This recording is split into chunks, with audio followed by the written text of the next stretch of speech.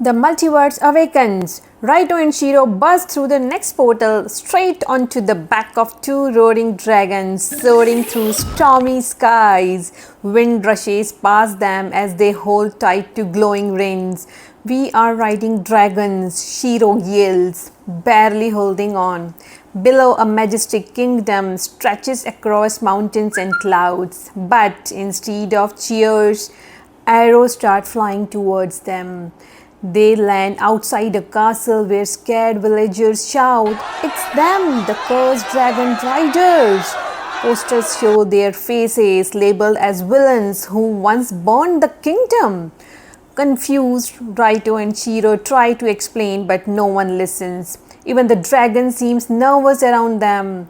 They hide in a forest cave where they meet an old woman, a seer, who shows them an ancient scroll. It reveals that another version of Raito and Shiro once ruled this realm and betrayed it. The mark of fire is upon you, she warns, but only you can choose what to become. Suddenly, a massive shadow dragon appears wearing a crown and calling them my heirs. Robot world. Raito and Shiro land with a metallic clang in a gleaming futuristic city, but something feels off. Their skin is silver, their eyes glow blue. They are not human anymore. We are robots, Shiro says, checking his reflection in a chrome wall. Raito opens his arm, gears whirl, a gadget pops out. The city is filled with kind, advanced AI bots laughing, learning, helping each other. It seems perfect, but suddenly alarm sirens blare. Intruders detected, human approaching. The crowd panics. To their shock, the human intruders are evil version of themselves. Real world Raito and Shiro leading a team of masked humans trying to shut down the AI city. Robots shouldn't think. Dark Raito growls. They obey. Bot Raito and Bot Shiro realize they are now the protector of this world and must fight their human selves to defend it. Torn between identities, they ask which version of us is the real threat. A glitch in the sky flashes, a map pieces appear, one step closer to the final world. Raito, the monster, falls out of the next portal alone. The sky is dark red, the trees are twisted, and there is no sign of Shiro. He stumbles towards a lake and freezes. His reflection, he sees it, glowing eyes, sharp claws, a massive shadowy form. He is a monster now. Villagers nearby scream and run, calling him the Doom Beast. Posters say, "Wanted, Raito the Destroyer." Confused and hurt, Raito hides deep in the forest. He tries to speak, but his voice is a growl. Through bits of shattered news screens, he learns that Shiro vanished weeks ago and the monster Raito was blamed. But Raito remembers none of it. Then a sound, soft footsteps. A mysterious masked kid appears, whispering, "They lied to you, Raito. Shiro is trapped and someone made you forget." Suddenly the sky glitches, the portal flickers. Raito growls, not from anger but from determination. "Time to find my brother." The reverse world. As Raito and Shiro tumble to the next portal, something strange happens. The wind blows backward, the sun rises from below, and their personalities are completely swapped. Calm, focused, Raito is now bouncing off walls, shouting, "Let's break something," while Shiro, usually the wild one, is quietly reading a rule book and walking carefully. Even their outfits are reversed. Raito wears a white suit, Shiro wears a black coat. They land in a bizarre mirror city where everything means the opposite and people recognize them, but they are as their opposites. Raito, "You blew up the museum yesterday." Shiro, "Sir, thank you for saving us." They soon realize that in this world, every role is flipped, even their choices behave differently. But this time, their reverse nature begins pulling them in different direction. Can they still work together, or will this world tear them apart?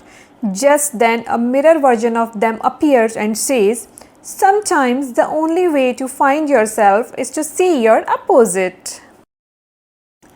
Time tangle. Raito and Shiro tumbles through the next portal and lands in a swirling, ticking dimensions where clocks float in the sky and time bends like spaghetti. Suddenly they hear giggles. They turn around and freeze. It's baby Raito and baby Shiro, tiny, chaotic, diaper-wearing version of themselves, zipping around on hover scooters, pressing random buttons and accidentally launching time bubbles that age and de-age everything in sight. A talking hourglass shouts, "You broke the timeline again!" Now older Raito and Shiro must chase their mini selves through time into ancient castles, future cities, and even prehistoric multiverse world they have been already visited. Everything is glitching, dinosaurs in space, flying robots in Candylands, all jumbled together. They finally trap their baby version using a lullaby app, but just as they restore the timeline, a shadowy version of their future selves appear and whisper, "You don't know what you have set in motion?" The clock starts spinning out of control. Villain worship. Raito and Shiro land in a glowing city filled with statues, posters, and parades, all celebrating them. But there is a catch. It's not their heroic selves being honored, it's their villain versions. The people chant, "Hail Lord Raito, all power to Master Shiro." Fireworks light up in the sky, shaped like their evil faces. Giant billboards show scenes of them conquering other worlds, defeating heroes, and ruling with dark powers. Confused Raito whispers, "Are we the bad guys here?" They are taken to a golden tower where their royal chambers await, filled with gadgets, cloaks, and villain trophies. But deep inside, the place feels wrong. Kids wear masks of their evil forms. School teach how to be like Raito. Just as they try to sneak out, a giant screen turns on, showing live footage of the real version of themselves arriving in the world. An announcer shouts, "The true villains have returned! Let the celebration or the rebellion begin." Jungle trouble. Raito and Shiro crash into a thick wild jungle wearing leaves, face paint, and carrying makeshift slingshots. They are no longer techie travelers, they are wild jungle kids. Monkeys cheers, birds sing, and massive trees tower above them. But peace doesn't last. Suddenly a metallic growls. Giant robot animals, tiger bots, gorilla drones, snake copters storm the forest. They shoot nets, lasers, and chase every living thing. Raito jumps into a tree and shouts, "They are hunting the jungle." Shiro nods, pulling a wine catapult. "Not if we stop them first." They lead a tribe of wild kids warriors through a secret cave maze where they find an ancient jungle core glowing with nature energy, but the robots are being controlled remotely. On a cracked screen, the same shadowy villain watches. "Every world you enter, I follow. This jungle won't save you." As trees fall and sparks fly, Raito and Shiro unleash the jungle's fury with roots rising like dragons. Toy box trap. Raito and Shiro crash into the next portal and wake up inside a glass box. They try to move, but their arms are stiff, their legs creak, and they are plastic. Inside a giant toy store, they realize they have been turned into action figures of themselves, complete with mini accessories and glowing eyes. Kids walk fast, pointing at shelves. A label reads, "Limited edition hero and villain twins." They break out of their packaging and explore giant shelves like mountains, army men marching, dolls whispering secrets, and teddy bear with glowing red eyes. But things get darker fast. The store is run by a puppet master AI who traps broken toy in a vault forever. "You are mine now," it hisses from a screen. Shiro almost gets caught by a claw crane, while Raito hacks a toy robot dog to help escape. As they run, they find old, dusty version of themselves, action figures from forgotten Worlds frozen mid battle like memories lost in time. Just before the toy vault shuts, the multiverse portal flashes beneath a spinning carousel. Multiverse map. Raito and Shiro lands in a quiet floating library suspended in the sky with no floor, just clouds below and books flying like the birds. They follow glowing symbols through the shelves, drawn to a giant ancient book sealed with chains.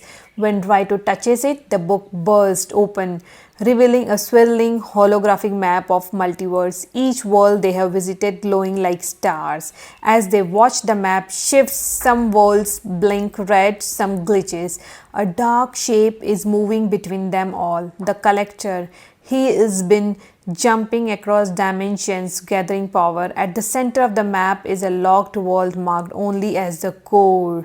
Shiro reads a line hidden under the map. Only those who remember who they are can reach the core. Suddenly, the library starts crumbling. The map fuses into their glowing toy bot, now acting like a compass.